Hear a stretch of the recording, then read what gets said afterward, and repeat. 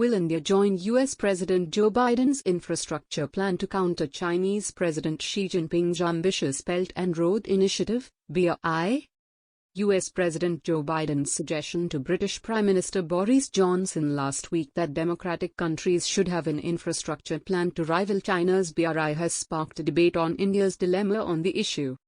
The mega infrastructure scheme launched by President Xi Jinping in 2013 involves development and investment initiatives stretching from East Asia to Central, South, and Southeast Asia, and even Europe.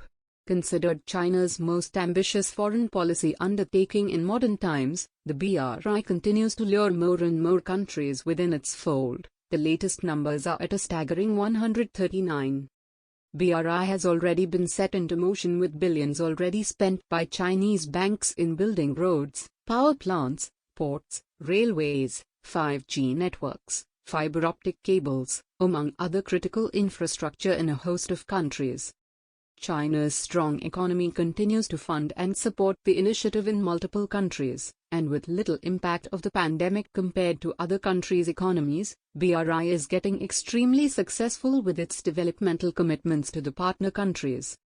The project is also expanding China's political and economic influence, raising alarm bells in Washington and elsewhere. Biden had earlier commented that he would not allow a situation where China surpasses the US and become the most powerful country on the planet.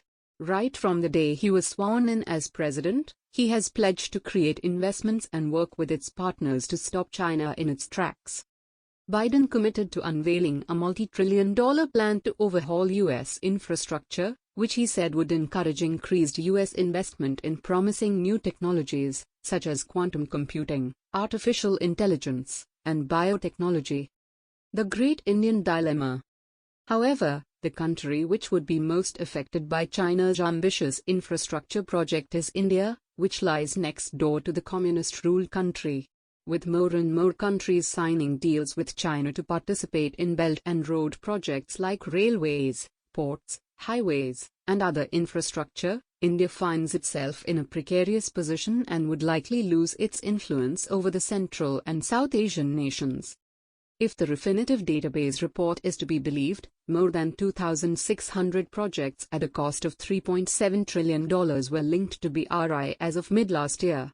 This would limit India's chances of initiating trade with its neighborhood, since most of the countries would have joined the BRI and the country is headed to losing much of the market to China. Beijing organized their May 2017 Belt and Road Forum, so far, the largest diplomatic effort to mobilize global support for the initiative. Reportedly, the Forum for International Cooperation witnessed the presence of around 1,500 delegates from 130 countries, including 29 heads of states. To India's surprise, all of its main neighbors, Pakistan, Sri Lanka, Bangladesh, Nepal, Myanmar, and Afghanistan, attended the forum and even signed agreements under the BRI and welcomed the initiative. The participation of its smaller neighbors had raised questions on India's capability to offer any sustainable development aids and its lack of strategic engagement with countries of importance. India only woke up to the BRI nightmare when Beijing started offering infrastructure commitments to India's South Asian neighbors and its inexorable expansion in the Indian Ocean region. There have been both views among the Indian strategic experts on the nation's dilemma on whether it should join the BRI or stay out of it. The experts who advocate on India joining the BRI cite the immense economic opportunities it offers by financing domestic infrastructure projects in the country. To those sympathetic to Indian participation in the BRI, the sense that connectivity is gaining momentum throughout the Indo-Pacific further underscores that New Delhi should consider ways to enhance its own economic standing on trade and transportation issues so as to avoid being left behind, opines Darshana M. Barua in a paper published in Carnegie, India.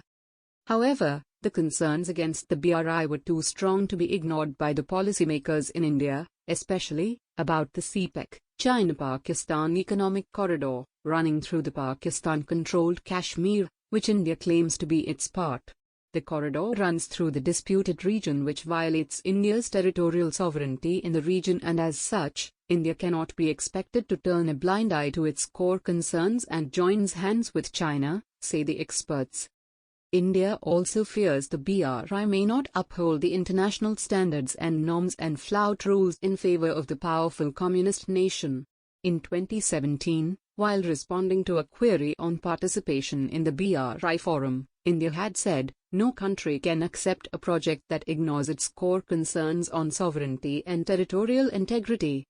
We are a firm belief that connectivity initiatives must be based on universally recognized international norms, good governance, rule of law, openness, transparency and equality," the statement from India read. Again, in November 2020, in presence of the other members of the Shanghai Cooperation Organization, SCO, India made it clear that joining BRI was out of the question. India has repeatedly said it will not join BRI because it does not offer a level playing ground to the country's businesses. It has also opposed BRI because a key component, the China-Pakistan Economic Corridor, CPEC, passes through Pak. Hindustan Times reported on India's position at the forum. Now that India has made its position clear on the BRI, will it be interested in joining Biden's plan of rivaling the Chinese infrastructure project with one of its own? Biden's plan is to partner with like-minded democratic nations and create a multifaceted and coordinated plan to engage in the great power competition with the Chinese. The possibility is not ruled out, as experts point out that India has gone all out to confront China by forging a military alliance with the US with the signing of the Becker Agreement. The Quad Alliance, which seeks to challenge Chinese expansionism, is also growing stronger with India being an important member. The country is growing closer to China's rivals, including Australia, Japan, South Korea, among others, making clear its position about which side it supports in the Indo-Pacific power dynamics. Experts are, however, skeptical about the ability of these nations to commit to enough capital to match China's BRI, even with Japan, Australia, and the UK included. BRI has been a resounding success because of China's unprecedented capital infusion into its projects and a strong political backing. Besides the immense tangible benefits the participating countries stand to take from it. The pandemic has, on the other hand, crippled the economies of major powers, which are struggling domestically with containing the COVID-19 and its disastrous impacts. In such a situation, their ability to build a rival infrastructure plan that may cost trillions is questionable and unworkable.